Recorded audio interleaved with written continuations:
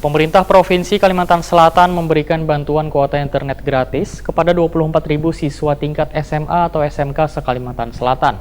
Setiap siswa masing-masing mendapatkan kuota senilai Rp270.000 untuk 3 bulan atau Rp90.000 sabulan, mulai Oktober hingga Desember 2020. Nah pemirsa, berikut kabar yang lebih lengkapnya. Pemerintah Provinsi Kalimantan Selatan memberikan bantuan kuota internet gratis kepada 24.000 siswa tingkat SMA-SMK se-Kalimantan Selatan. Setiap siswa masing-masing mendapatkan kuota senilai Rp270.000 untuk 3 bulan atau Rp90.000 sabulan, mulai Oktober hingga Desember 2020. Banjarmasin menjadi salah satu kota penerima bantuan paket kuota internet gratis terbanyak di Kalimantan Selatan.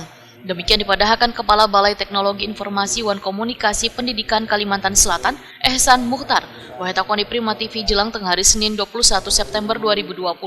Menurut Ehsan Muhtar, alasan Banjarmasin menjadi kota terbanyak penerima bantuan ini karena dilihat masih tingginya kasus warga yang terpapar virus corona, sehingga sangat berdampak pada perekonomian warga. Dari hasil penelitian di lapangan yang dilakukan oleh Dinas Pendidikan, ujar Ehsan Muhtar, jumlah siswa yang terdampak secara ekonomi di Banjarmasin sangat tinggi, sejalan dengan banyaknya PHK besar-besaran yang terjadi di kota Seribu Sungai ini. Ehsan Muhtar berharap bantuan ini bisa bermanfaat bagi peserta didik dalam melakukan proses belajar mengajar secara online.